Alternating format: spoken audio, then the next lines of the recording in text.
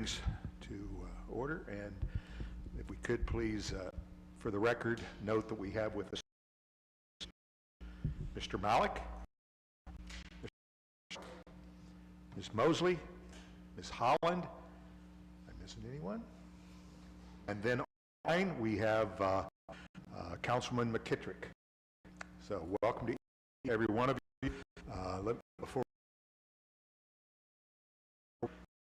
Council sisters, thank you for being here this week, and we appreciate it. We know it's always a time of learning for us, and it's just a great time.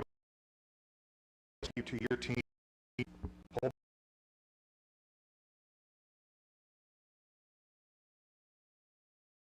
I'll cover a little bit of that during the finance presentation, but yes, we have a bunch of new faces in finance. Okay, thank you. And then we ask anyone that's speaking phone name and the office.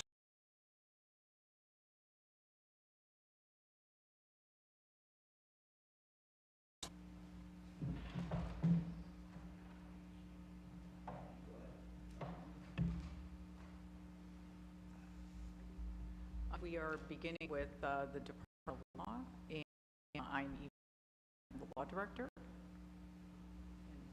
Good afternoon, Christopher Reese, Director. Thank you. Good afternoon, Craig Morgan. All right, who's going to begin for us this afternoon? Just for the record, also Councilwoman Baylor joined. Okay, very good.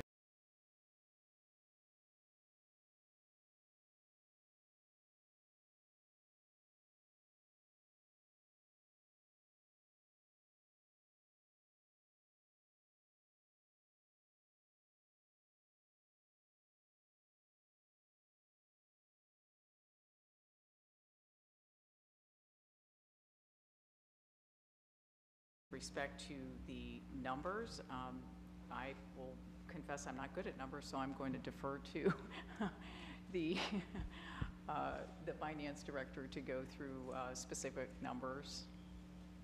Right, so I mean, we can go ahead and do your presentation, and if there's any questions on the numbers, we can follow up with those after. Typically, you can present, and then if they have any questions on the numbers, we can address those after. Is there a particular matter upon which you would like us to present? I mean, I think, we are, the scope of what we're doing, again, broadly speaking, the civil side, we are, certainly defending litigation, sometimes bringing litigation, handling all of the compliance review, legal questions,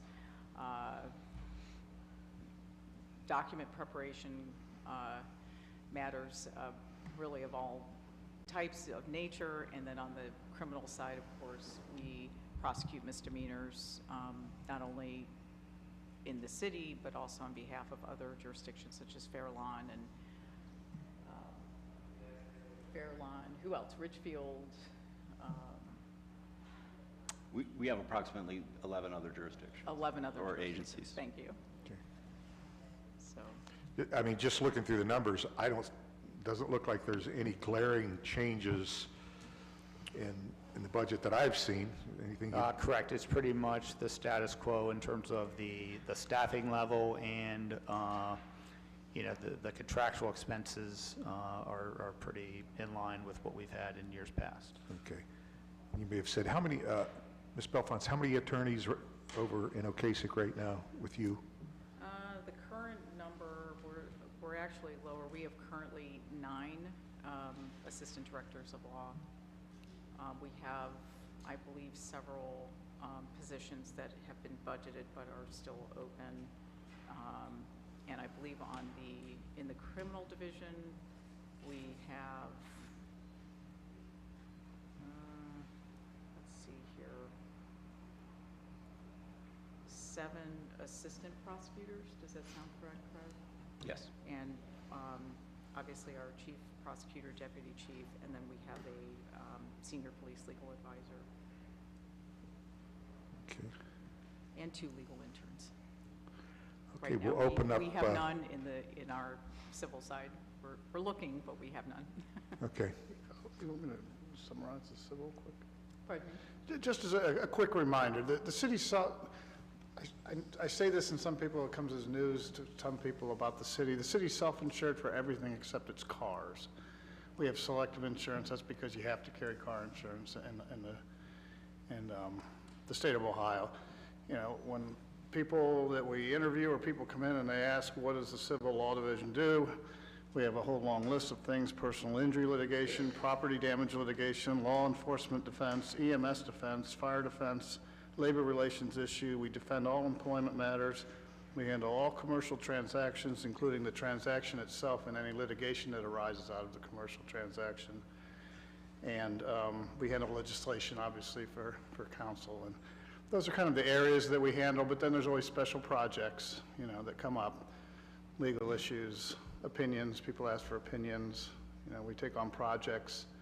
I manage the homeless encampments, things like that, and advise that. So that's kind of an overview of the areas that the law department handles, the civil division, that is.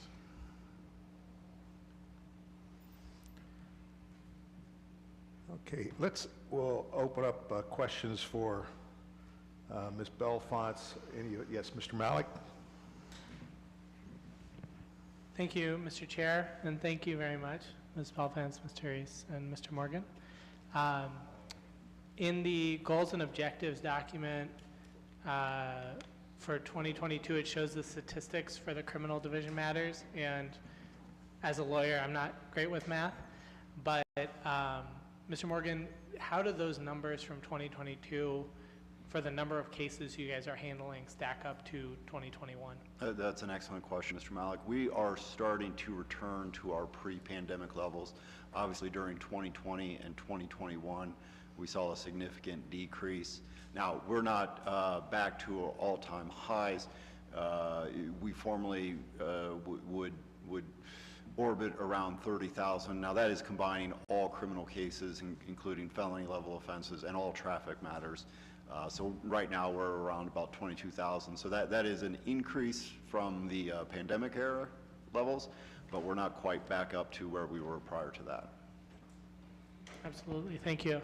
And just as another comment, I'm pretty biased, but I really appreciate the work that gets done in both of the divisions of our law department. I know that, you know, oftentimes we have emergencies in the city, and obviously our safety forces respond to emergencies, and our service department does, but our lawyers do too.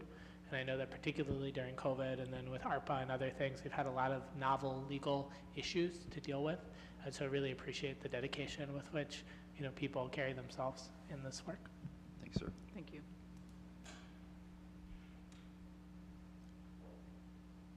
Or for the record, we do have Ms. Amobian with us as well online. Ms. Holland? Thank you, Mr. Chairman, and thank you so much, Ms. Bellefonte and Mr. Morgan. I often say, and I just said this to Mr. Reese earlier, about our city law department, that it is the hardest working and most versatile law firm in this part of the state. It has been actually my great pleasure and great relief to so many times ask for support, ask for information, and to receive it so easily and so quickly. And I'm grateful for that, and I say that as a lawyer. I have a couple of questions about numbers, and I'm going to join the chorus of I'm a lawyer and I'm not great at math. And I believe the completion of that line is something like, if I were great at math, I'd be a brain surgeon, right? Ha, ha, ha, not true. So what I'm looking at here, and I'm comparing the civil page to the criminal page particularly, I'm looking at the service contracts entries, and so I see a significant difference between civil and criminal. And so I have essentially two questions. First of all, what are we talking about when we're talking about contracts, service contracts, and why is there such a big difference between civil and criminal? With respect to criminal, I'm not sure what contracts we would be speaking to. Would that be our detectives? Yeah, so on the criminal side, correct. So the criminal, we have the domestic violence investigators, Yeah. Actually, those are, I take that back, those are in the administrative budget. On the criminal side, whoops. The contractual expenditures, so last year there were some on the domestic violence investigator that hit there. Those have been moved to the admin budget. It's the same level of service, it's roughly $130,000. This year, on the criminal side, for the service contracts, we just have one, it's a contractual employee that's there to assist with some of the cases. It's Earhart. Correct. Yeah, yes, that's a, I'm sorry, I didn't catch that last part. we have an intern that works on a contract basis. Okay, so we have a paid intern. Okay. Excuse me, Mr. Chair. We asked the participants to speak in the mic. We can barely hear them. Yeah, having said on the other side, you got to really get up close to the mic, so it's difficult to hear. And then on the civil side, the main contract there is we have a consultant that helps with state-level legislation that we charge to the law department. So that's about $72,000. There's a couple other small contracts there for, these are just maintenance contracts for software and a copier. But that's the main difference, is that we have that state consulting contract within the law department on the civil side. And can I have a little more understanding of the, was it domestic violence investigators who are contracted? Yeah, I can certainly give insight to that, Ms. Holland. Since the late 90s, we've had a domestic violence unit that we partially supplement through a yearly grant through the state of Ohio, Victims Violence Against Women Act. Those two investigators, they help provide services to almost 700 survivors a year.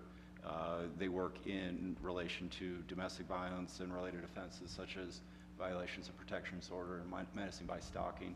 They don't just help with court advocacy, but they also help provide them services and referrals, housing, and assistance in various matters. Outstanding. Thank you, Mr. Morgan. Mr. Chair, if I may ask one more question? Sure, absolutely. This is from Ms. Belfance. So I'm looking at the service contracts under law administration, and may I assume that these numbers reflect engagement of outside counsel? They do not. Oh, okay. Yeah. What do these So reflect? that is, so that, as I mentioned, that 130,000 of that is the domestic violence investigation Okay. contract. And the remaining, I think there's a couple smaller ones, but there's an $820,000 contract. That's our contribution to the public defender's office. Okay, and Mr. Fricker, where then are the outside counsel contracts? So those typically occur, some of them are within the departments. So for instance, if there's a specific matter related to police or fire, we will often charge those contracts off to whatever the department involved is. I also have about $250,000 in our finance citywide code that I kind of set aside for kind of outside legal matters that might arise. And what is the name of that account again? It's going to be the Finance Citywide Administration account. Okay. We had some discussion earlier this week about matters that came under an item 56, and without, reopening all of that, is it the same thing or it's something different? I mean, those are funds designated for outside legal contracts. Okay, so separate thing.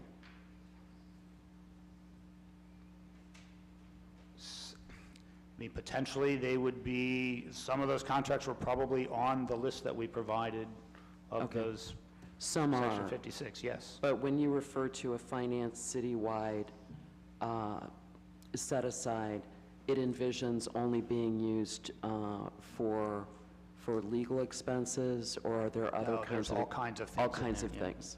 Okay. Okay. I'll follow up with you offline. Okay. Thank you. Mr. Malik? Sure, just one short follow-up.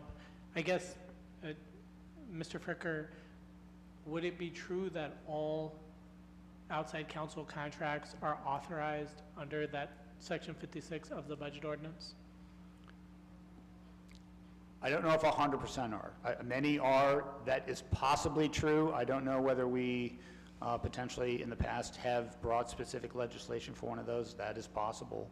But I get, so there would either be specific authorization or it would be under Correct. general Yeah, authorization yes. through the Yeah. Okay. So they would either be on that list that we They would either be received, on that list or they there would be an ordinance saying we're doing this legal contract. Okay, thank you very much. Any other questions? Ms. Mosley?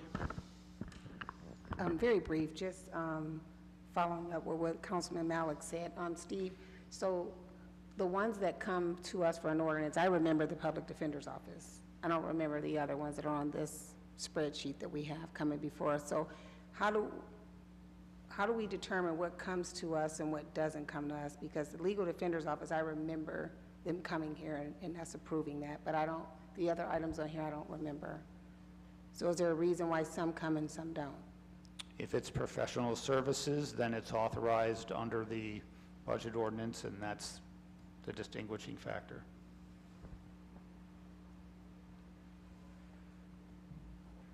Okay, thank you. I'll go to Ms. Amobian. Thank you, Mr. Chair. Mr. Fricker, is there a way for us to get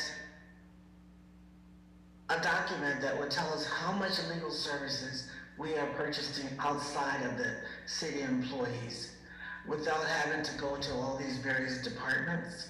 Right, I believe that that's something that's been requested in previous years, and I believe are working on compiling a document with those costs on it. So we would provide the 2022 legal expenditures made to outside firms. So, I mean, since you're working on this, is it possible to give us the last few years and kind of where we are in 23? Sure. You can? Yes, yes. Thank you very much. Mr. Malik? At the risk of going into a rabbit hole, I just have one follow-up from Councilman Mosley. You know, when we talk about professional services, is there some kind of definition or policy that we're using to determine what constitutes that versus something that would be required to be brought to council? I think that the definition speaks for itself, professional services. So it's a service, it's not goods or materials. It's not construction, it's professional services. And I get that, I do. And again, we don't have to go too far down this, but I guess, again, to Ms. Mosley's point, you know, I guess one could say that the Public Defender's Office is providing professional services, right? But that's Correct. coming to council, right? And so I think what is being asked is, you know, some kind of delineation as to what is being brought to council versus what is not. Okay. Okay. Councilman Malik, let me give you an example maybe that might bring the point home. Take, for instance, a police case that I inherit. Typically, it's going to require the engagement of a police practices expert. It's going to require engaging a forensic ballistics expert. It's going to require, if there's a death in an EMS or a police case, we have to engage an economist to do a value of life. Those kinds of things are professional services that, you know, are sensitive, and we know who we want. I know I want a doctor from Ohio State University to be an EMS expert in my case. We don't come over here and ask for permission from council. I need that doctor. I know who I want, and we engage that doctor on a professional special services agreement. That's litigation's use of them. So the ones that show up in the law department's ledger or whatever that spreadsheet was, you know, that's predominantly what it is. It's to assist us with the various legal tasks in a case. Thank you, Mr. Reese. Ms. Holland? Thank you, Mr. Chair, and thank you for, I think, providing some additional clarity. So likewise, court stenographers, court reporters, this belongs in this category too? No, that's kind of an anomaly. We charged the court reporter's fees and the transcript fees to the department that the case came from. Okay. I don't engage a court reporter on a special services agreement. She just sends an invoice and we pay it. I'm not sure where it comes from, to tell you the truth. Mr. Fricker, can you respond to that? I mean, you know, court reporter costs rack up pretty quick. I believe that we have some court reporter, I don't know that any of them exceeded the $50,000 threshold, so I don't know if they're on that. I didn't recall seeing any on the list that was provided. Okay. I know we have had those costs in the past. I know we've had, for like the Civil Service Commission and things like that. Okay. We've had costs along those lines. So it sounds then like it's fair to say that you're looking at these per invoice and not aggregating all of them for a case. Fair? Well, I can't speak to, the ones I'm referring to, like I said, are for the monthly meetings of the Civil Service Commission. Those are the ones that I recall having. Oh, okay, and I'm sorry, I should probably clarify. I'm just thinking So in about terms case of the- expenses. In terms of the ones for like within the law department, I'm not aware that we've really had any of those costs in recent years. I don't recall seeing any. It's probably dropped off a bit because of the Correct. pandemic. I'm just trying to understand where different expenses Sure. get plugged into both planning and also actual expenditures. Logistically, let's say I take 6 depositions in a police case, I get 6 invoices and I send them to services, and they call them up and yell at me about how expensive they are, and then somehow they just pay them. I'm not sure what fund police uses to pay the deposition But they expenses. do go to but they do. police. Correct. Okay. The department that the case involves.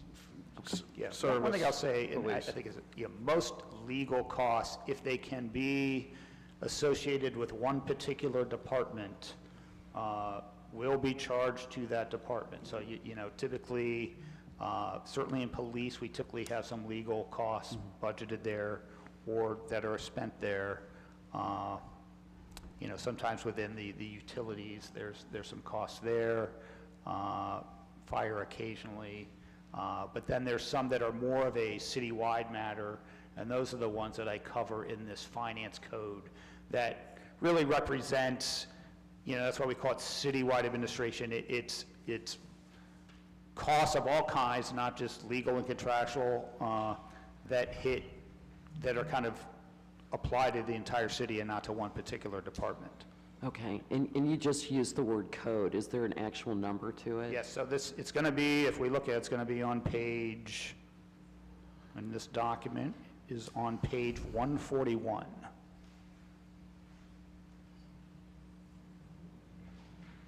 $141? Yes.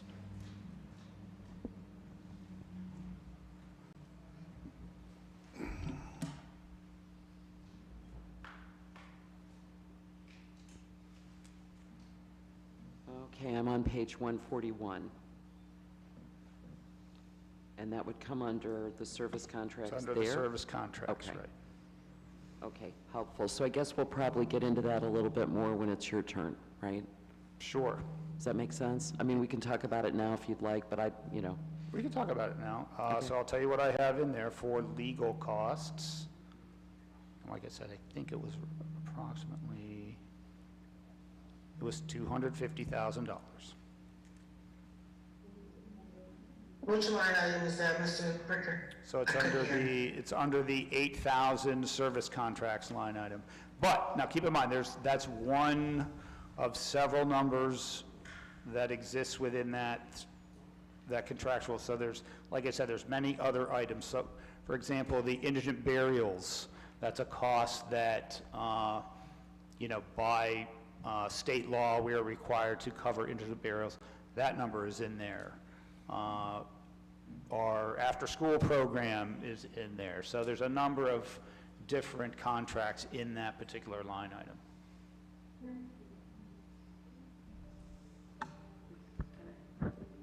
Are we talking about, Steve, on page 141? Yes. So are we talking about where it says interfund expenses, that $3 million? Is that where we are? No, we're talking about the 8,000 line service contracts. So up in the left-hand corner where budget summary is, there's a 2.7 million difference. Is that correct? From 22 to 23 I'm sorry, could you repeat that? on page 141. Okay, On the right? budget summary, the difference between the budget year 2022 and 2023. That's significant. Where's that coming from? So that is largely due to the interfund line that you mentioned, and that is where I've budgeted the subsidies for the parking operation, the golf courses, and the airport.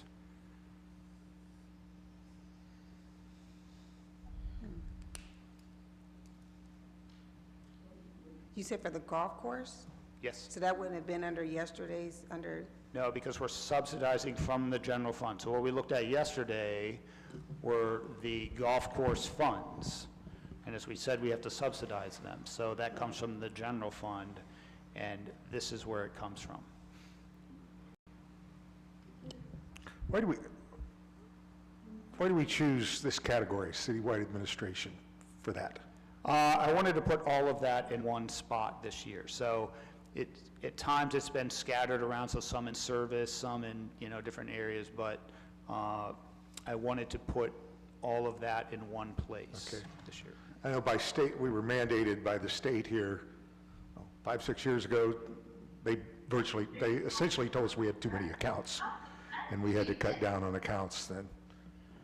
But, okay, very good. Let me see, I've got a bunch of, I think Miss Amobian had her hand up, and so Ms. Amobian, I'll come to you, and then we'll come over to Ms. Holland. Thank you, Mr. Chair. My phone is jumping all over the place. What I do see is that we had budgeted in this citywide fund, I think I'm on the right page, 4.6 mil. We ended up with 5.7 mil. So where are the 1.1 mil? What line item? Why did it go so high? It looks like it was in service contracts. Yes. It doubled. So there's a lot of things. So part of that was because a lot of so there's another line that we, where we have our contributions, and those are the expenditures that we make for instance, the Soapbox Derby, and for the Muscle Store, or the Canal Coalition, and what else do we have in there? But those contributions. And if you don't know off the top of your head, Ms. Pricker, that's okay. Could you just give us an itemized listing of what that constitutes? Because you're talking about $800,000 more. Right. Okay. Thank you. Ms. Holland? Thank you, Mr. Chair. And Mr. Fricker, I just want to make sure I understood. So you identified 3 types of subsidies, golf course, airport. What was the third, please? The parking operation. What was the parking operation? So that's our parking decks. Yeah. Okay. Okay. And do you have at your fingertips the numbers, round numbers for each of those? So I know that the parking one was $2 million, and the other 3 were each, roughly a third of that. So all of the 3 others were in the $300,000 range. Okay. Thanks so much.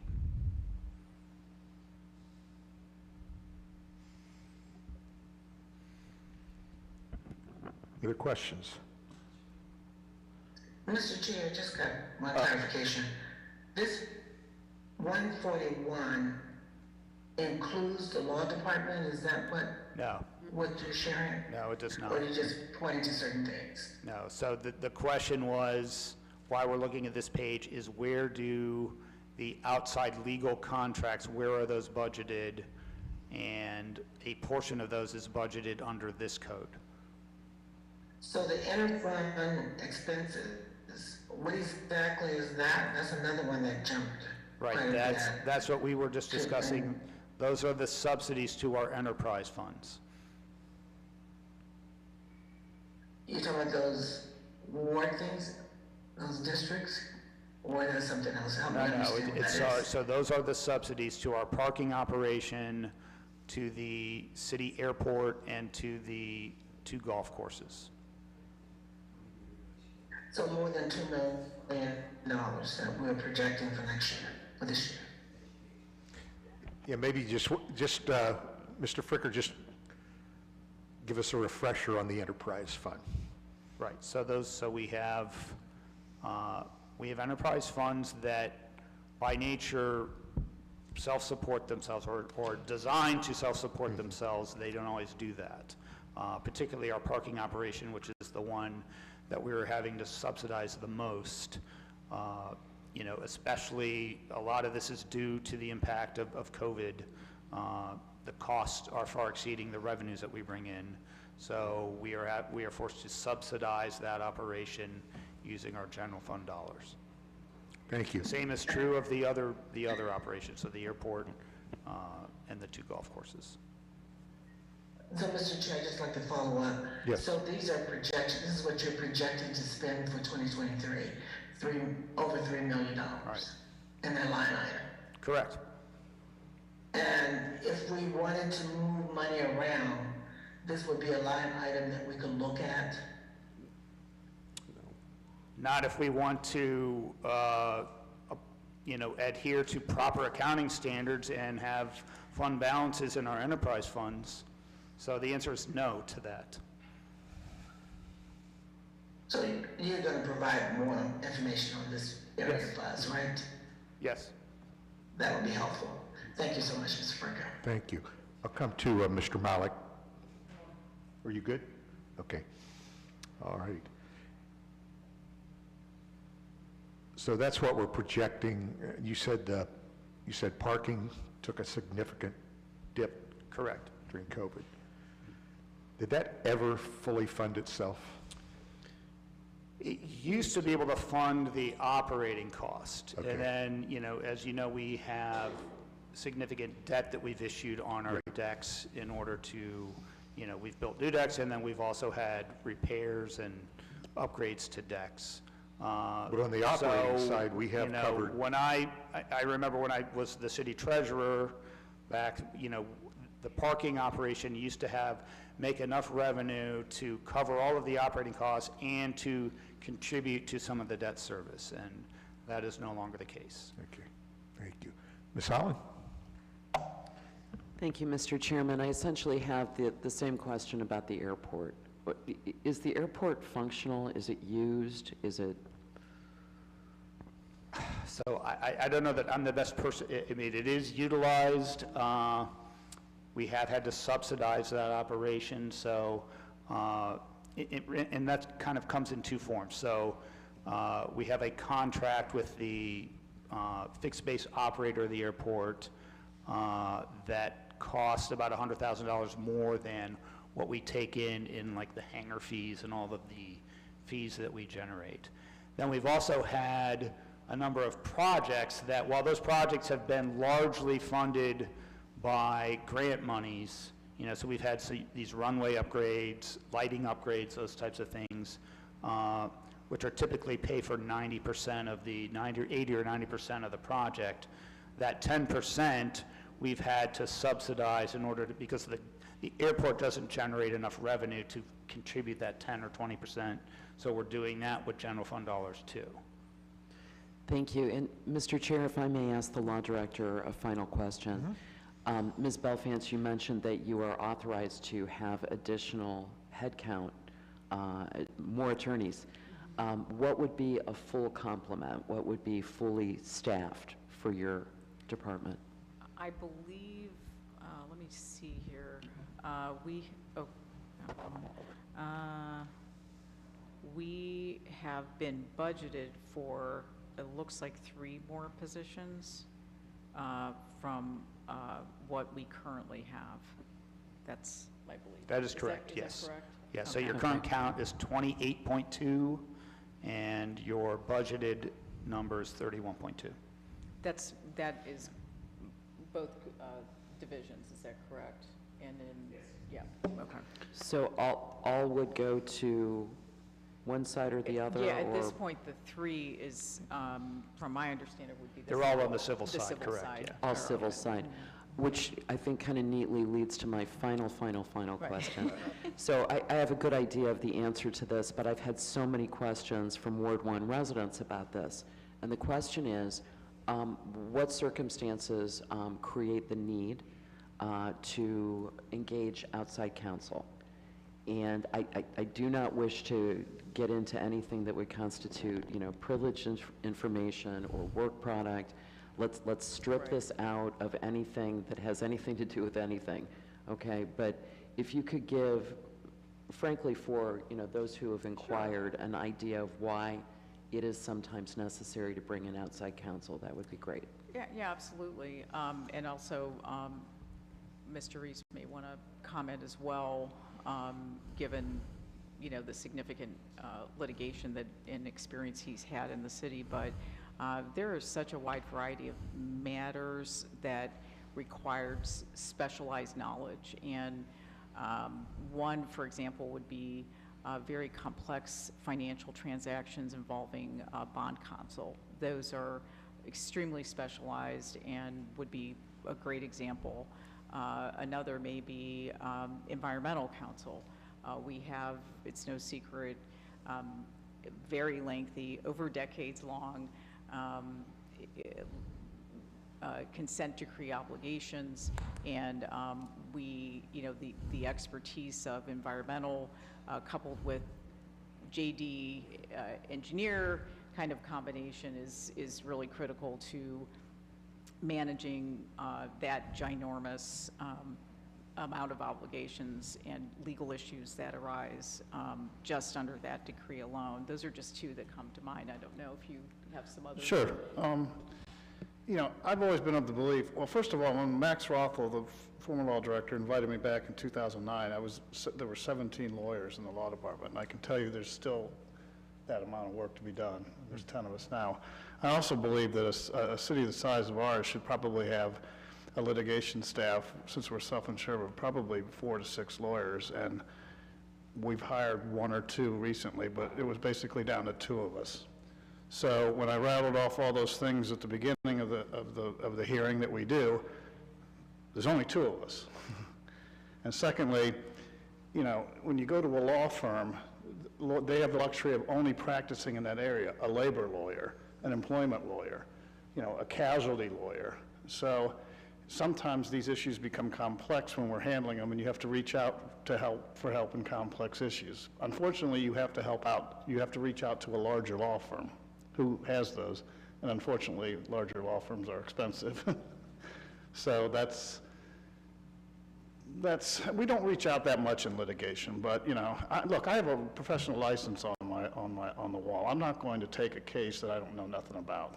I mean, I'm not stepping on those landmines, and I have an ethical duty not to do that. And when that presents itself, we have to reach out for some assistance on those complex issues, and unfortunately in this world it's expensive. Lawyers know how to bill, so. That's a brief explanation of it. It's just right. Thank you, Bill. I lie awake at night about this stuff because I take a knife to a gunfight the next day, We're understaffed and sometimes we need to reach out, so that's the harsh reality of it. You see yourself filling those positions here relatively soon? Well, we have been trying, no secret that just across the country with post-COVID has been a really different market for, I think, employment in general. And so, it's very difficult to find, the specialized attorney, not someone who, with considerable experience. So that's been a tall order, and it's been slow to really find those precise, levels of experience with a particular area, a niche of expertise. So, we're still at it, trying to continue to recruit folks, but it's been slow going. Thank you. Mr. Malik? I just want to make one comment that, in this discussion, I know we're kind of talking about the process by which outside counsel is engaged and that kind of thing. But, you know, I think we can all agree that there definitely are circumstances under which that expertise is particularly valuable. And when I think about the consent decree, you know, there's so much riding on this. We're talking about tens or even hundreds of millions of dollars at a time. And so, you know, I definitely understand the need to make sure we are protecting the city's bottom line when there is such high exposure of risk. And I appreciate the questions because I think a lot of what I and I think my colleague are trying to get at is the process by which we get to that point. So thank you. Thank you. And for the record, we did have Mr. Neal who's joined us. Ms. Mosley? Thank you. Steve, can you tell me on what page and what line item do we earmark money for lawsuits? How much money have we paid out lawsuits? Would that be anywhere in here? There is a number in, and it's going to be in the, probably in the other expenses line on this page 141. So I know we had, and there might be some others in other departments. Like I know we just had one in EMS that we paid in 23. So they, again, that's another circumstance where if the item is applicable to a certain department, we typically will charge the settlement to that department. I know we had, there was one that we paid over a multi-year period that was paid in this citywide other code that I believe we finished the last payment last year. Okay, could you get us a list of just a total? I can get you a total, correct, Okay, yes. all right, thank you. And also let the record show that Councilwoman Connor is joined. Okay. I do not see any other questions. Do you want to proceed? Anybody else, a member of your staff, like to present, or? No, I Okay. think we're good if you're good. Okay, thank you. Thank you for everything that you do, and good luck to you in 2023, 24. Thank you. And with that, who do we have next, Mr. Fricker? It would be, So we have the lowly Department of Finance. oh boy, here we go. All right, thank you.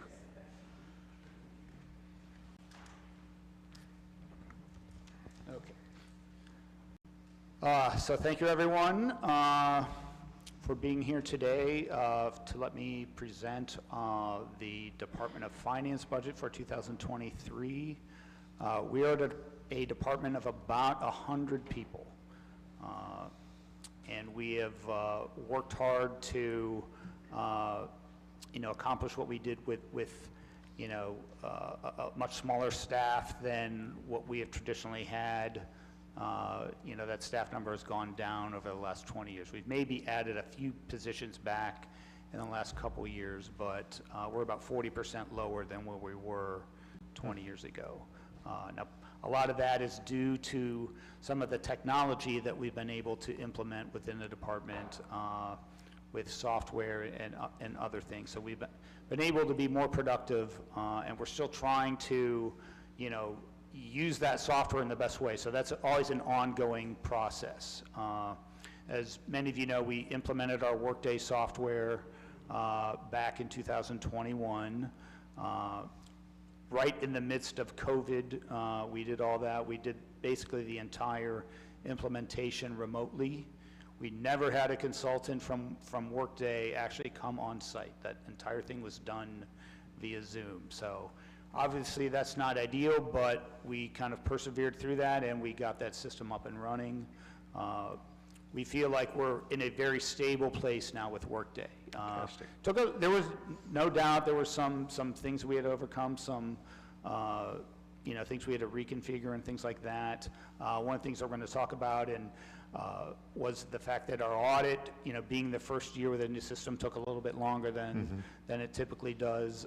So we completed that later last year than what we typically do, and that kind of then moved back the timeline on this entire budget cycle. So we had intended to try to do this budget earlier than we typically do, but because that audit took a little bit longer than anticipated. You know, we basically are here at the same time that we were last year. So, What's the, I don't know if I know all the names, the 4 employees in administration. Yourself, who else? so it's myself, it's Mr. Wheeler, it's Tina Vick, who, if she didn't exist, I would be completely lost. I mean, I'm sorry? I said I would be if Tina Vick didn't exist, I would be, you know, I would, none of this would be happening because she straightens out everything for me, and She with us? Is she here? I don't believe, I hope she's listening, but, yeah, okay. so she is not here, but, Okay, so Ms. Vick and, Ms. Vick, and so we do have one vacant position that's about to be filled, I believe on Monday, so it's our new grants manager, her name is Tessa Smith. So she replaces Melinda Samsell, who went to the United Way. So that is another thing I'll mention, and we talked about this a little bit earlier. You're seeing a lot of new faces here within the finance department. So if you recall last year at this time, it was myself, it was Shelley Goodrich, who was our deputy finance director, so she is no longer with the city. It was our longtime audit and budget manager, Cindy Donnell. She retired last summer after a well-deserved retirement. Our accounting manager, Kimberly Guzman, left and went to the city of Talmadge. And then our grants manager, and then also our city assessor, Teresa Herbert, recently retired. So we now have a new city assessor. His name is Darrell Towns. Is Darrell here? He's not here. But we do have, so Teresa Johnson, if you could stand. So Teresa is our new accounting manager. So she replaces Kimberly Guzman. So we have been able to largely fill the positions that, you know, that have been vacated, but it has been, you know, a challenging year with, you know, getting everyone acclimated and having so many new employees within the department. thank you.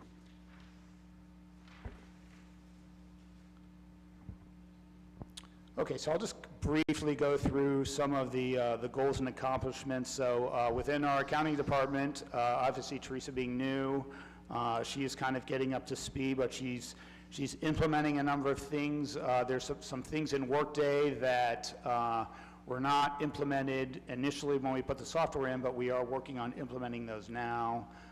So there's a supplier portal that she's working alongside with our purchasing agent, Luber Kramer, to stand that up, and that's going to be an interface that our suppliers can come into and look for bidding opportunities, as well as actually assist the city in processing some of those invoices. So rather than us receiving invoices from our suppliers, they can actually log into our Workday system, enter those invoices, and then we can process, so it takes the mail out of everything entirely and lets those invoices be processed much quicker. So we feel like that's going to be a big improvement for our accounting operation.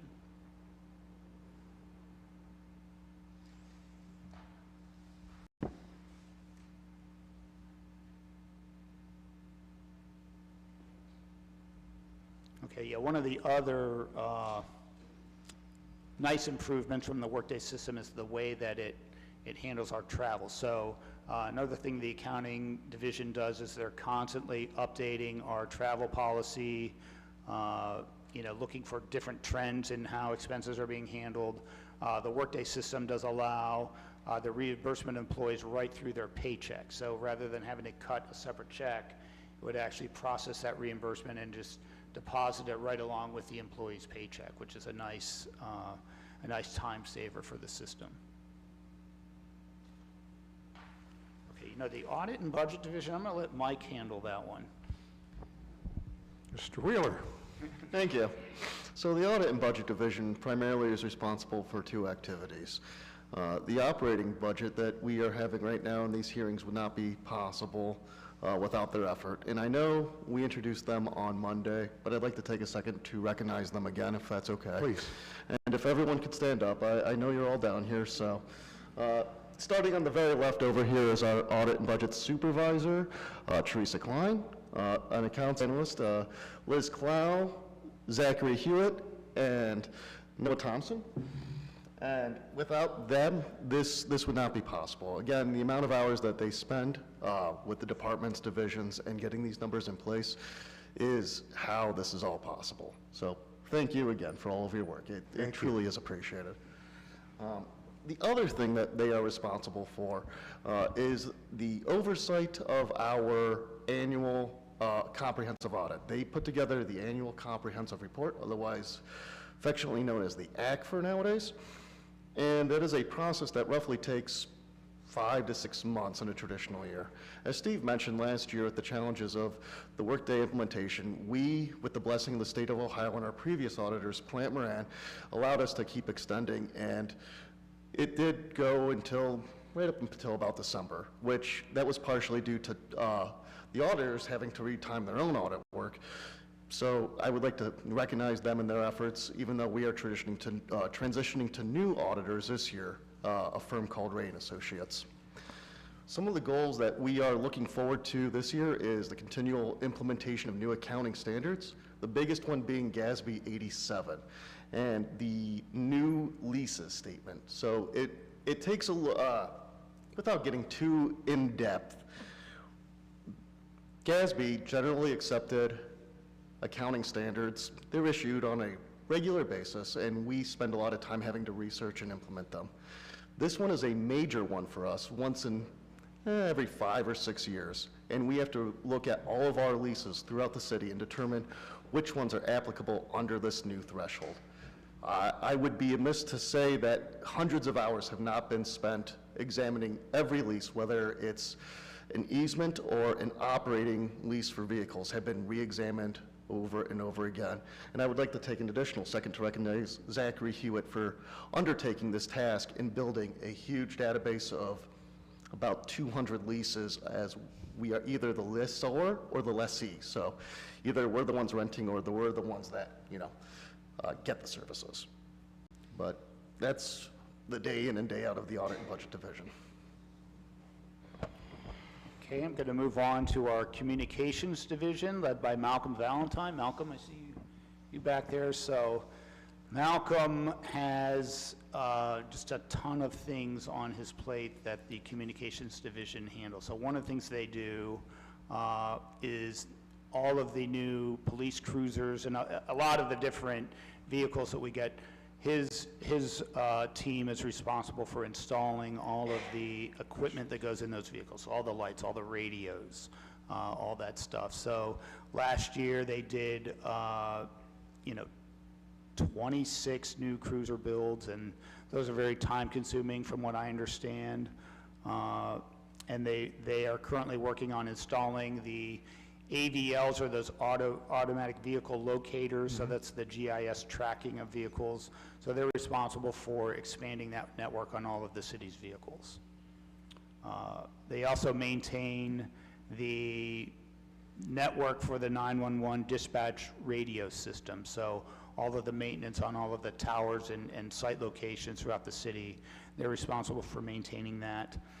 They're also extending the city's fiber network out to many different locations each year. So the city of Akron is fortunate that, due to Malcolm's work over the past several years, we have one of the most robust fiber networks of any city in the state.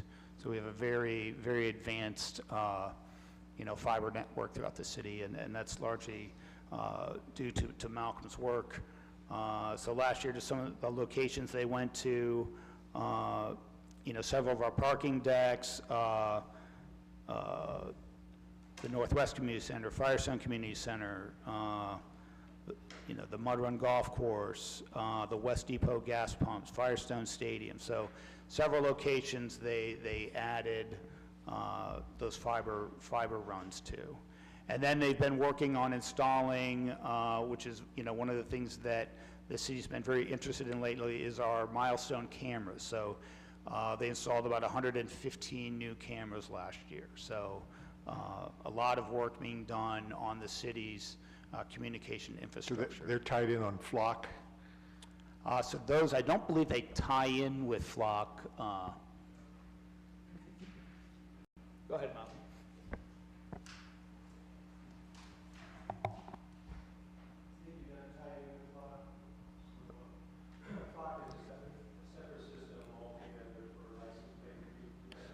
I don't think your microphone is on. Oh, it was already on. But you'd I mentioned, turned it off. and I don't want to get off base here because we're looking at numbers, but you'd mentioned fiber lines. Does Flock use those fiber lines? Flock does not use the fiber lines. Oh, okay, Nope, they have their own network, Okay. and it's all powered through solar power. okay, thank you. Yeah, one of the other things that Malcolm's been working on is the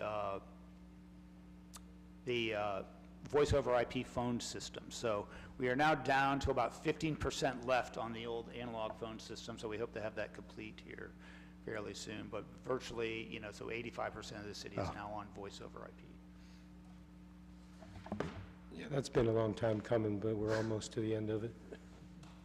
Yeah. How many years you have with the city? 27.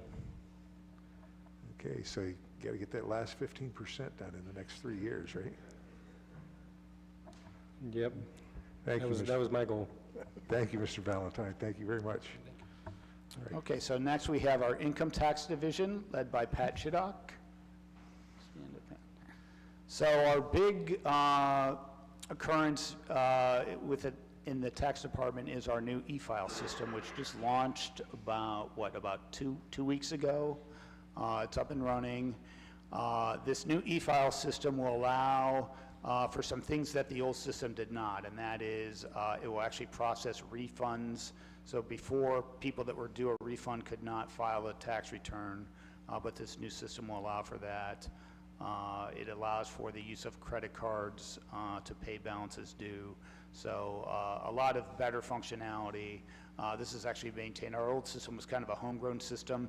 It served us well for a number of years, but it was time to move on to kind of a commercially purchased product. So we have that new system up and running. Pat also obviously has been monitoring all of the policy things related to municipal income tax at the state level, and attends a lot of the tax administrator meetings with other state tax commissioners. So is very involved in kind of the policies that are going on at the state level in terms of what state policies and how those might impact the city's income tax collections. She's also been busy implementing the use of GIS technology for our tax account. So that's something that we're starting to roll out. So we've been using GIS in a number of other city departments, but it hasn't really extended to our tax department. So Pat is working on implementing that so that we have some GIS data associated with our tax account. So that's being implemented as we speak. Okay.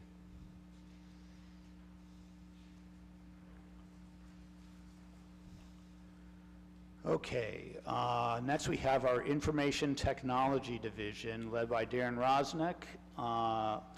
Also we have Engelbert Gao, who's our network specialist, and Bill Fatica.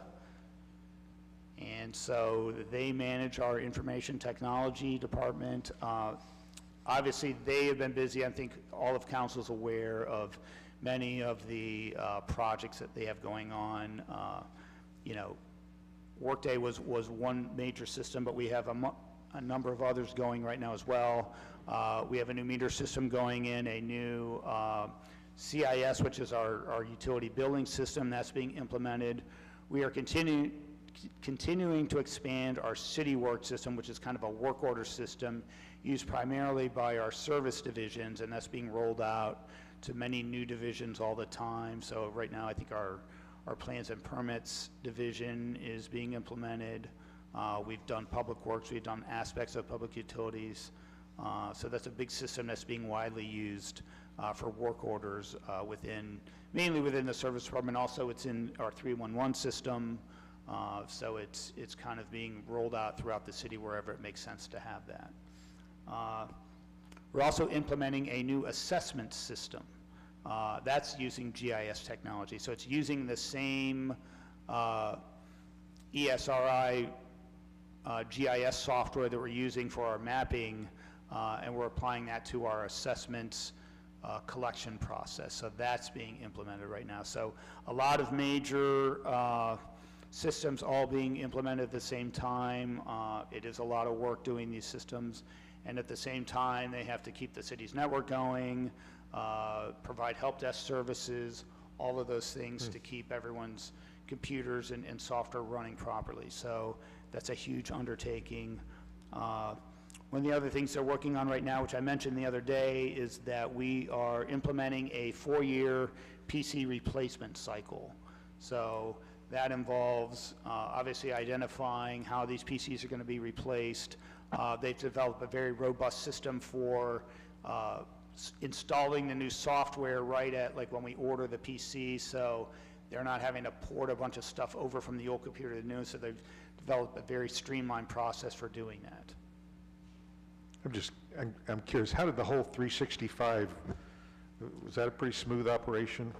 It is, you know, so I think we're totally up and running now with, I think everyone has been installed and ported over to the 365. So we're now paying a kind of a subscription versus just buying software licenses. So we will always be upgrading, so we'll always have the access to the latest and greatest version of all of the Office applications, all of our email. Another key thing that was done this year, which is a huge piece of the puzzle in terms of our internet security, is the implementation of MFA, or multi-factor authentication. So that's where when you go to log into things and you're now having to type a code or whatever, it's for our own good, and that's to keep our system secure. So that was a very key implementation in order to make us more secure. Okay, I do see a question from Ms. Amobian. Yep. It's really not a question. I just want to thank Mr. Fricker. I don't know why I keep talking about your retirement, but I certainly want to thank you for always responding quickly to my questions and my phone calls. You've been most helpful when I've needed information, so thank you very, very much. Thank you, I appreciate that. Thank you. Okay, our purchasing division, is Luba here? Mr. Chairman? Yeah, oh, I'm sorry. Yes, Mr. Neal. Thank you, sir. Yes, sir, I have in relation to your question and Ms. Moby, Mr. Fricker, do we have an idea as far as labor force, talent-wise, on the retirement side, what type of position we're in, or losing intellectual capital? That's one. And then two, in regards to how competitive are we with other neighboring government bodies? And I know we can't compete corporate, but dollar-wise as far as pay scale. Since we have to compete for labor, that's three. And then my last question, I heard you say we lost Ms. Sampson, and that was concerning. With folks like United Way and others, have we talked about, since we talked so much about collaboration, and this may not be an answer for you, but do you know if anyone's talked about us sharing, job sharing some people in areas where we can, to keep, so we don't find ourselves at a deficit? Because I know keeping up with some of the programs, that's a challenge because we don't have, we don't have the labor force to do the work in it. And that's not unique to us, everybody. Hey, in my business, I have that challenge. But I'm just wondering, because my concern is, as Mr. Councilman Freeman said, we lose you, we lose a couple other people, we're at a great disadvantage, especially with a new administration coming in. So there were a lot of questions there. I'll try to unravel those. In terms of our competitiveness in terms of pay, I think that's a difficult question to ask. I know, obviously we just did 4 4% cost of living increases, which are the largest that I can recall that we've done, I don't know, maybe ever, in my career, 31 years here at the city. But I think based on what we're seeing out there, the environment out there in terms of competing for workers, I think it was kind of a necessary thing to do. So we hope that makes us competitive, not only with other cities, but, with just within the entire labor market. Sometimes, yes, we do lose people to other cities, but, we're also losing them, potentially to private sector jobs too. By the same token, we've attracted some people from other governments, ourselves. So our purchasing manager, Luba Kramer, is a perfect example. She came to us from the University of Akron. Teresa Johnson came to us from the Metro Transit Authority. So, I think that's a tough question to ask in terms of, are we competitive? I think in some areas we are, in some areas maybe not so much, and that's something that our HR department is continuing to monitor. And from time to time, we do make adjustments to some of our pay scales to make them more competitive. I think we've been, certainly in some of our service positions, I think we've been struggling to attract people into some of those positions. So I think those are ones that we're looking at is, do we need to make some changes into those job profiles to make them more attractive to hire candidates. Thank you. I'll come to Ms. Holland. Thank you, Mr. Chairman. And Mr. Fricker, I appreciate you. You've answered 10 million questions this week, and you're always very responsive to records requests, and I'm very grateful for that. I share the view that I don't want you to retire anytime soon. Also, I'd like to congratulate you. I see here that dramatic drop, significant drop in overtime use. And I would imagine that the overtime use in 2020 was connected to Workday? Correct. Okay. Yes. So I guess I'd be interested, and I would argue that this is actually a numbers question. But if somebody else sees it another way, we could certainly talk offline. But I'm interested in how you ride herd on overtime within your division, because I think we can all agree that overtime is, across all departments, a concern that we have. And you are a numbers guy. Right. So I'm interested in that. That's number one. I will say this, and I think this probably applies, pretty much across the city, that, kind of during 2020, we really did get to a place where, we just kind of looked at things like that, put the overtime in. If we need to get things done, we're going to put the overtime in. Once we moved past that, then it was a matter of looking at, okay, we really have to figure out, what's critical and what, because we do have a budget, we're trying to stay within, the limits that we set for ourselves. And so, yes, we monitor, how much overtime our employees are working. We still have, I think we still have more today than we traditionally did, 10 years ago, let's say.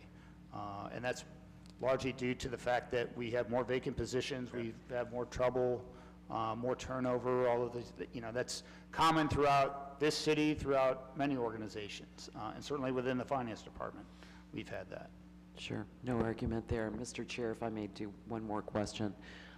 You mentioned Malcolm's work and the process of bringing fiber to Northwest Library, Firestone CLC, and I've had a number of questions from residents, and I kind of already know the answer, but I think it might be helpful for folks to understand what the ultimate purpose is and the expense around that process. I guess the real interest from the community is, are we going to get free Wi-Fi. That's really what it comes down to. So if you could weigh in on that. So I'm going to let Malcolm weigh in on that, because I think he can probably, or Darren, or Engelbert.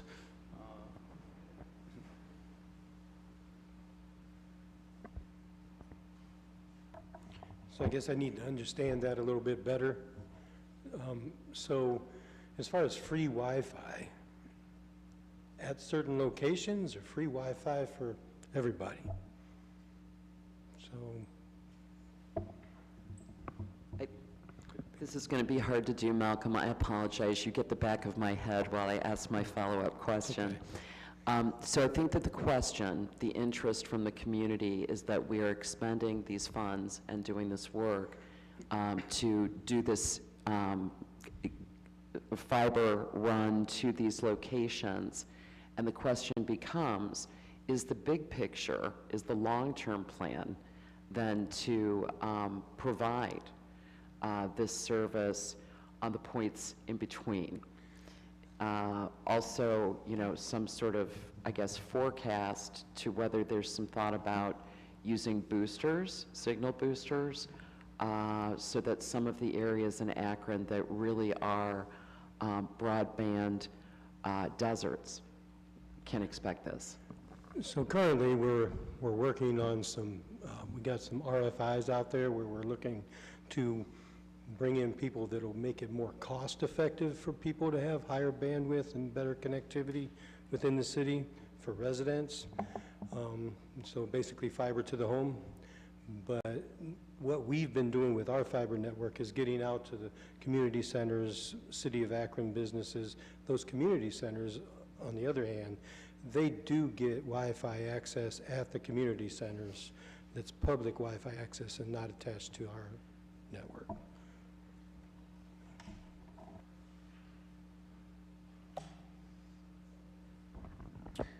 Okay, so I was about to introduce Luba Kramer, who's our purchasing agent. Please stand, Luba. So she came to us in 2000, I think she was last year, I believe. So she may have been here last year, but is relatively new. And as I said, comes from the University of Akron. So she has put a lot of work in, kind of, you know, fine-tuning our policies within purchasing. We've been using this new Bonfire software in order to advertise some of our bids, which has attracted a lot more bidders and a more diverse group of bidders. So she's responsible for managing that. And as I said, she's also involved with this new supplier portal that we're looking to implement that really will help our suppliers, you know, be able to come to the city website, look for bidding opportunities, and then, as I said, also being able to pay their invoices to the city kind of directly through our Workday system rather than invoicing us through the mail or something like that. So.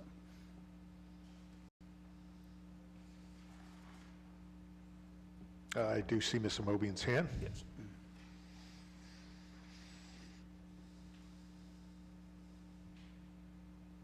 Thank you, Mr. Chair. I know before Mrs. Goodrich left, I know we were trying to do a number of things in the purchasing department to create opportunities for women and minorities to increase their ability to do business with the city. I don't know if the young lady is prepared, and I didn't get her name, I'm sorry, prepared to talk about how much increase we have been able to make in those areas, and what line item would it show on in terms of the amount. So I know that we have compiled some statistics of our minority vendor spend. We will certainly provide those to council. Okay, thank you very much, sir. I would like to expand upon that with the recent hire of Tammy Tucker as the first director of DEI for the city. She has taken a look at this as well, and that we have reposted the position for the diversity supplier contract officer, and it is currently posted on the government jobs website. So, Mr. Malik? Yes, Mr. Wheeler anticipated my question about the supplier diversity role. It was great to have Ms. Fain. And so I guess since you answered it, I would ask when you anticipate having that position filled. So sometime, I would say within the next few months, I would assume, yeah. I know that she is currently looking at applications. It is an open posting. It is going to remain open. You know, anybody who may fit that description, please have them apply. But we are currently taking applications and setting up interviews. Okay. Great. Thank you very much.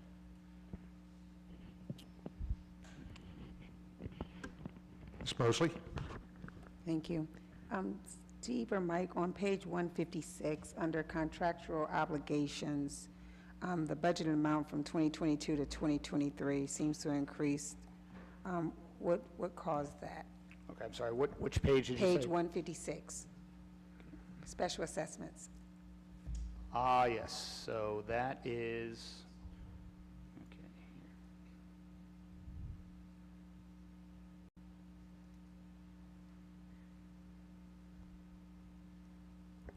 Correct, that is related to the implementation of the new system. So as I said, we're implementing, and it's based on the same GIS system that we use for our mapping. So if you go to the City of Akron GIS mapping site, that's the Esri software. This is built on that platform. Okay, all right, thank you. Okay, and speaking of the assessments, so we have Cheryl Bryson, who is our city treasurer, which also oversees the special assessments division. So they're responsible for paying all of the city's debt, investing all of the city's cash so that we can make interest earnings off of the cash that's not immediately needed.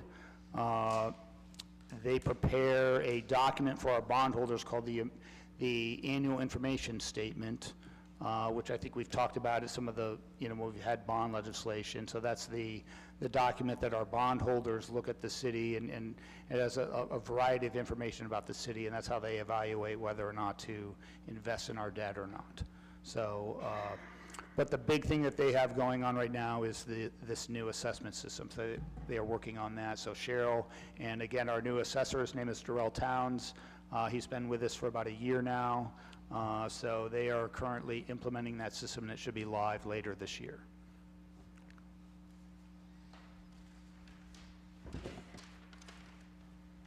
And then we also have our utilities billing office, managed by Brian Riemann. There he is.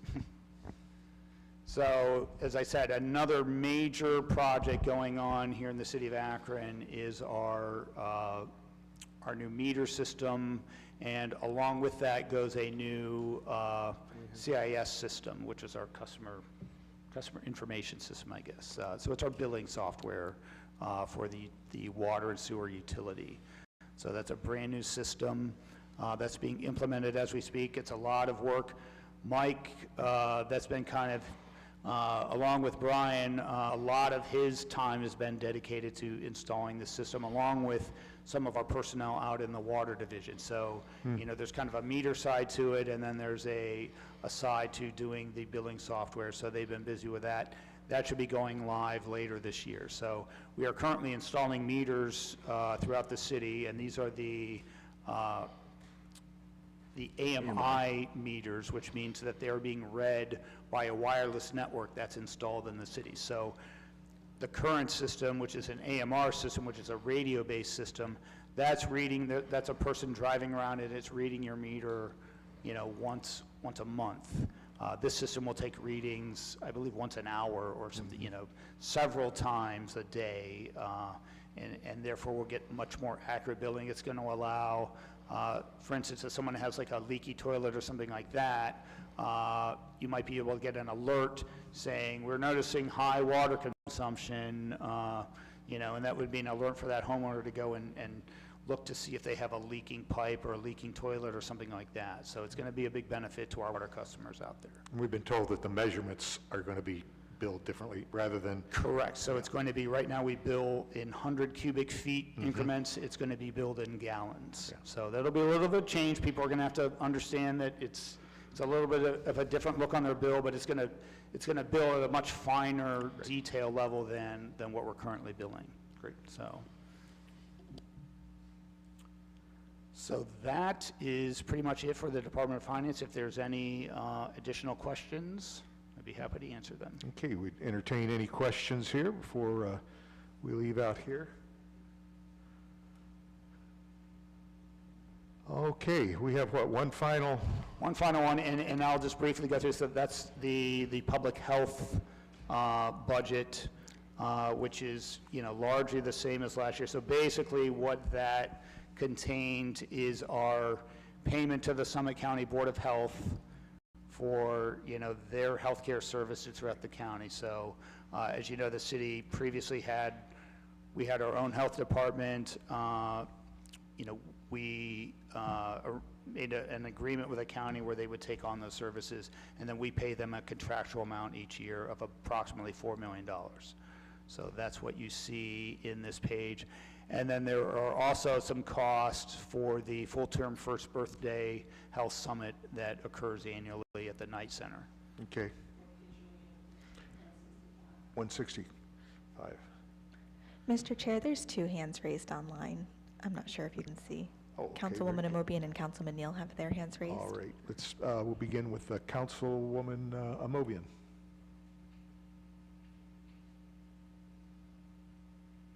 Thank you, Mr. Chair.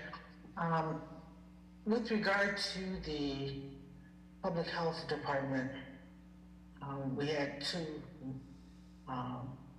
employees from there today discussing with us the bed bug problem that we have in the city, and I understand that is still being, that part, which I guess is housing inspections, the city is still doing their share of that, right? That didn't go over to the Public Health Department. So in terms of doing like spraying for, for bugs? Bugs, yeah. Yeah. For bugs and for doing the inspection and all of that. But they just indicated that you don't have to respond to that part. Okay, yeah. What I do want to ask you though is, with regard to that budget, when we first transferred some of our employees or most of the health department staff over, we carried the overtime or whatever extra time they had. Have we cleared all of that up? So not quite. So you'll notice if you look at that budget, you will see a little bit of labor expense last year. Now, I haven't budgeted anything this year. So basically what that is we made an arrangement when those employees, those city employees, went over to the county. Whenever they retired, we would pay them whatever their sick leave balance was when they left the city. So what that represents is, as those employees retire from the county, we pay that leave balance out, and that's what that represents. So if any of those occur this year, we will amend the budget to account for those labor costs. And what page is that on? Because I see The very last page, yeah, it's the very last page. It's 165, I believe, yeah. The very bottom of that. The other question I have, when I look at all these JED funds, where would we find the consultation fee that we were paying Pasquale? Is that embedded in those? It was, so that is, it's not in the finance JEDs, it's in the Office of Integrated Development. It's in their JED, it's in the BRE, Office of Integrated Development, JED-funded budget. So it's... So it wouldn't be reflected in the various JED It's not in the ones you see that are within finance, right? It's in the OID budget that we covered on Tuesday. And the service that was provided was what? Do you recall? In terms of the Pasquale, yeah, so we're paying for his expertise on the JED districts. So there's nobody in the world that knows more about those JED districts than Don Poskwalik. He basically invented them. So, you know, so we are, you know, constantly in negotiations with the other townships regarding the JED districts. And, you know, the dollar amounts of Akron's interests in those agreements are, you know, are very large, and we feel that the expertise that Mr. Pasquale offers is well worth it in terms of, you know, us, you know, having those negotiations with the townships. Oh, so that's not an exhausted contract? That's ongoing? That is ongoing, correct. Oh, okay. Thank you very much. Thank you. I will come to, okay, I think maybe Mr. Neal's hand was up. I'll go to him, and then we'll come back into chambers. Yes, Mr. Neal? Thank you, Mr. Chair. This is just a question, if you could get this to us, Mr. Fricker. Are our retirees still impacted by like the decisions that we made? And if we could just get an update on how they're impacted with their having to pay their share of the health care that was adversely impacted when we had the changes maybe 4 years ago now, 5 years ago now? So the retirees are they continue to pay premium contributions at 50% of the rate of active workers if they choose to participate in the supplemental retiree benefits. So that, I mean, nothing has changed in that regard, you know, in any of the recent, you know, the changes that we just made to healthcare. So yes, they increased with, you know, as the active workers' premium contributions went up, the retirees went up and continue to be half of what the active workers are paying. Okay, thank you. If it's possible, if we could just get like an example of what, on whatever the average retiree's pension is from us, how, and if it's I know before you told us how it impacts a single person or a family or with a dependent. If we could just get an example of what that looks like, please. Okay, again, we'll because provide we're it. talking about doing something with healthcare, I want to make sure that those people that served our city, we try to incorporate them in this plan. Thank you. Okay. Thank you. Okay, I'll come to Ms. Holland. Thank you, Mr. Chairman. Mr. Fricker, I just want to ask some follow-up questions about the Plisquelic contracts. So you indicated that Mr. Plisquelic is a JED expert. Can you clarify that a little bit? Is he an accountant? Let me chime in. No, I'm interested in Mr. Fricker's answer. Okay.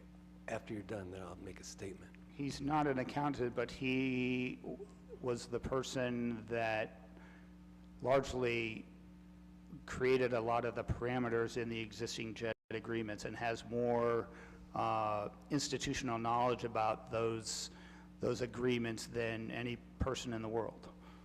Okay. I'm just trying to understand so that I can, in turn, help other people understand. But not an accountant. Is he an attorney? I honestly don't know. He does have a law degree. Licensed practicing attorney? He's not a practicing attorney. Mike says no. Steve says yes. Okay. We don't know. He doesn't practice. Okay. There's a difference. So maybe he has a law degree, but not practicing? Something like that? Okay, I'm just trying to sort of pin this down, what the nature of the contract is, if you're with me. So I do understand that it was assigned to the OID cost center, right? Okay. Yes. So who would have made the decision that it was to be assigned there or that it was okay to pay? So I'm not following the question. Who decided to execute the contract? Is that what you're asking? No, whose decision to approve it? So it's the department manager, so the director of integrated development. Okay.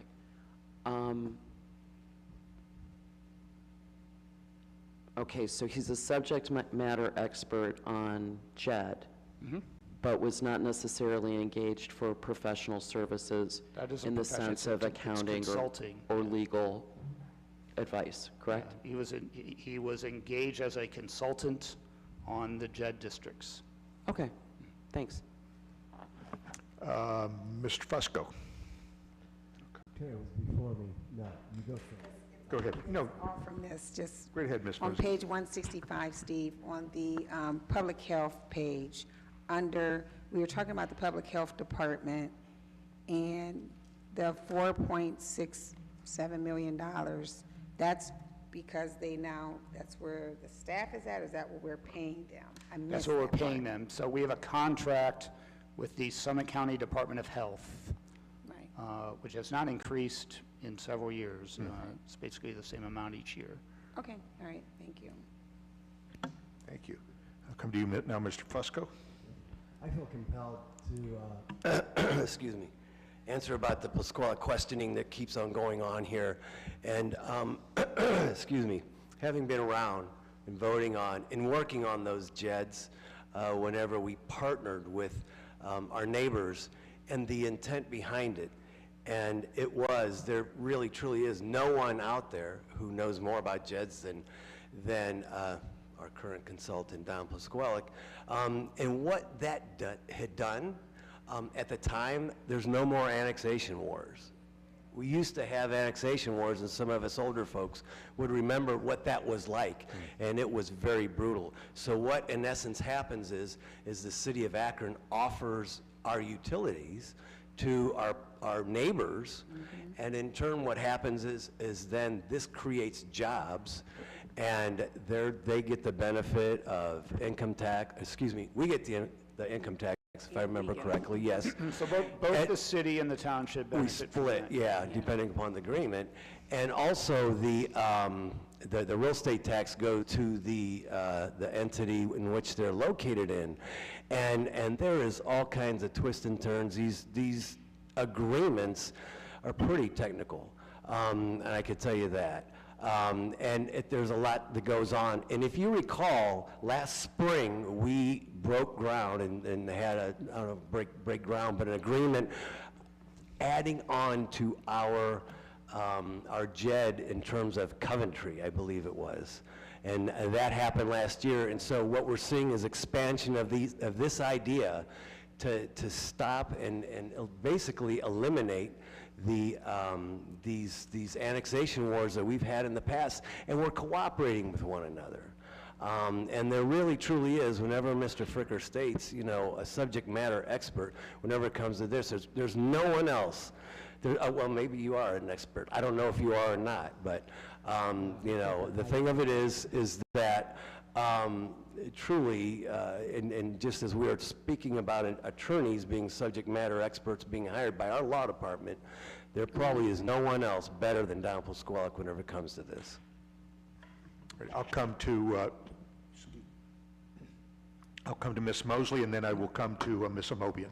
Just for the record, I don't think she's doubting Mr. Pasquale. I think our question is about the contract and why it didn't come to council.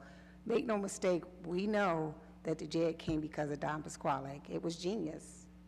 But the question is the contract and why did it didn't come to us, just like many of the other contracts. It's not the person or the entity. We just want to know why they didn't come to council. I mean, 99.9% of them getting the contracts, we get it. We just want to know why they didn't come to council. That's all. How many contracts was there? 170? 173? I'm sorry, what's the? How many contracts did we? Yeah, so it was 173. I'm sorry, I have the floor. More than half of them were below the threshold. 173. So the thing of it is this is the one, though, that we're talking about. Okay, let me come to Ms. Amobian. Mr. Chair, thank you very much. Mr. Fricker, if you can just give us a copy of that contract so we can see for ourselves, whether we knew about it or not. I mean, once you've done JEDs, and we've done them in quite a few townships now, I'm just curious as to what is so unique about Coventry and any other city that we add on that we need specialized services, but that may be the case, I don't know. Just provide a copy of the contract for us, please. Thank you very much. Thank you. And then, Mr. Malik, was your hand up, please? Yes, thank you, sir. I have a couple questions, and we may briefly retread some of the same ground, so I apologize for that in advance. First, I just want to comment on what was just said. I think, as a few people have mentioned, I think it is difficult to contest that there's no one who's more of a subject matter expert with JEDS than former Mayor Pasquale. Again, I think, as my colleague Councilwoman Mosley said, I think a lot of the debate here is about the process by which these contracts are entered into and the basic understanding of checks and balances. I know when I first learned about this contract, it struck me as it's certainly unusual to be engaged with a former mayor, but certainly if we are renegotiating JED agreements, particularly with Coventry, and we have the person who helped negotiate those agreements, I think one can understand why one would want that expertise. I think the question is how that, again, is entered into. So again, I have some pretty basic questions.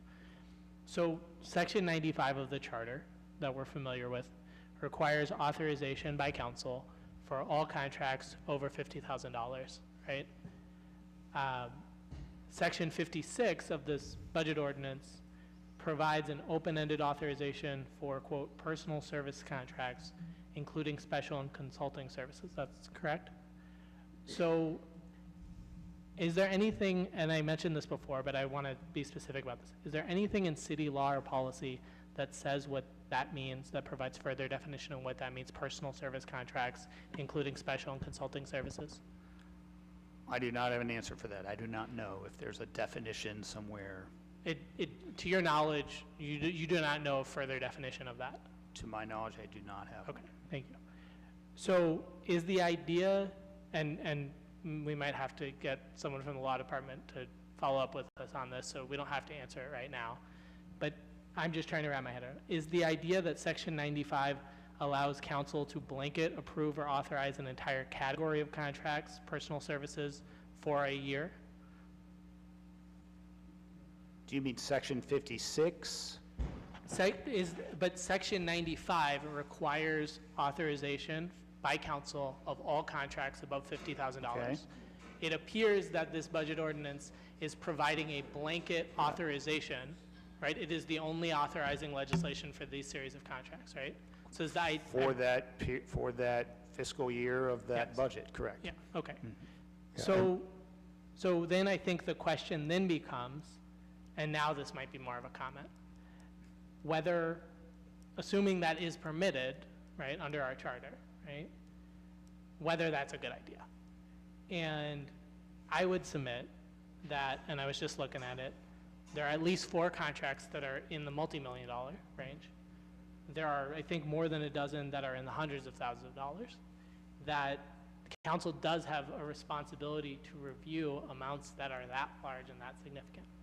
And so I guess I would encourage my colleagues that we have 2 weeks before we pass this, that we really should dig into whether we as a council believe we are fulfilling our responsibility if we are providing this kind of blanket authorization with such open-ended nature.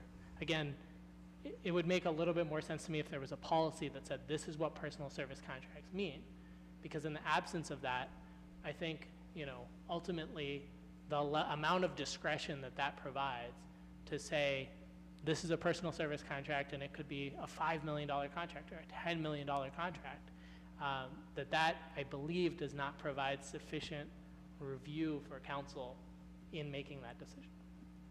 One thing I would point out along those lines is keep in mind that whatever contracts are approved still have to fall within the appropriations that this council is passing as part of this process. So the example you just gave of, a $5 million contract, that could be implemented, but it still has to fall within the appropriations. Wherever it is charged, it has to fall within the appropriations that council has appropriated for that fund and department combination. And I do appreciate that, Mr. Ficker, but actually I would submit that that's why we're here, right? Is that this is all coming about because we are now at the point where we are basically authorizing those for the coming year. And several of us are expressing some concern about whether we would like to. And I think I'd encourage, I don't want to drag you into the law department, because your finance obviously, and probably would encourage some conversation with Ms. Belfonte regarding this, because I know it's been a concern from a few folks. Ms. Holland? Thank you, Mr. Chair.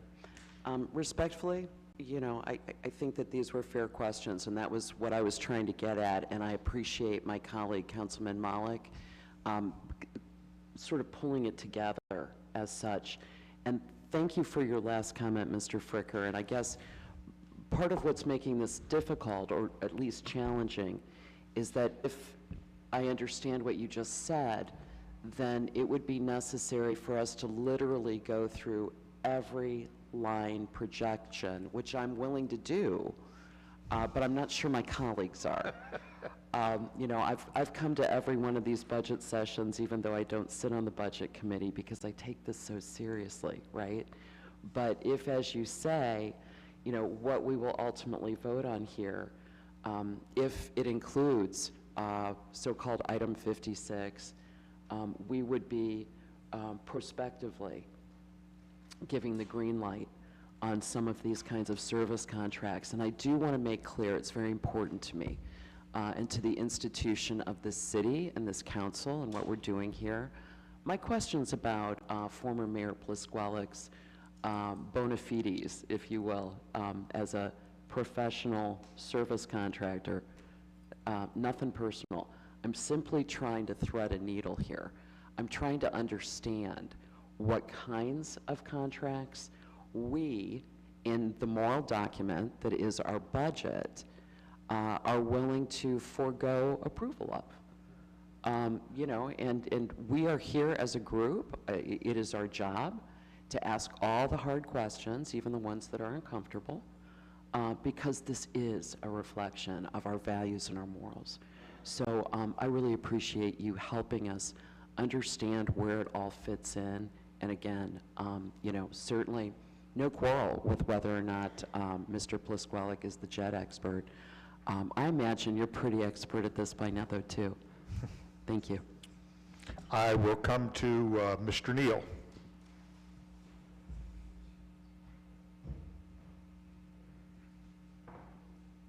Thank you, Mr. Chair. Just two questions. One, since we did consult with former Mayor Pasquale, did we get any kind of documentation so we don't have to go back, so that someone can pick up on the next JED agreement that needs to take place, so that we can, you know, just follow the process or the notes? That's one thing. I mean, we paid for it. Hopefully we have some documentation on the process so that we don't have to repeat this. That's the first question. Do we know if we... So I can't answer that. You know, I think that the product of his services would be reflected in whatever agreements or memorandums that we have with the other townships, is all I could say. Well, I mean, just if we could find out, because of institutional knowledge, I mean, if a few more folks leave, again, future folks that move into the administration would not know to seek that. So I hope we have some kind of documentation moving forward. Okay. Thank you.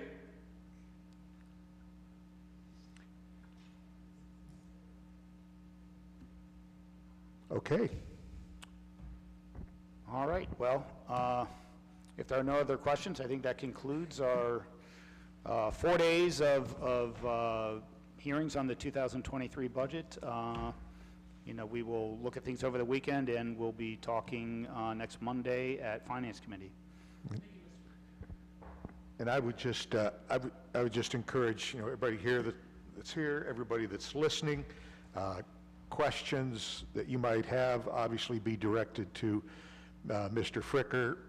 At the same time, I'd probably encourage you to, you know, let other council members know, you know, there's some changes you'd like to see. Obviously, if we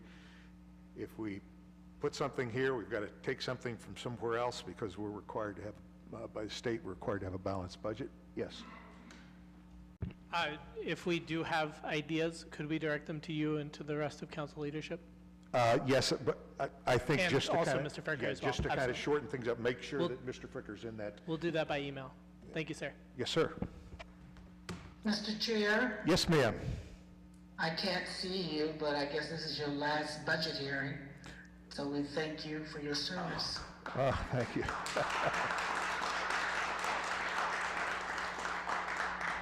That was very kind of you, thank you. And I was thinking that coming over, this is it, so. Well, if we have nothing else, do I have a motion to adjourn? Okay, we are adjourned. Thank you so much.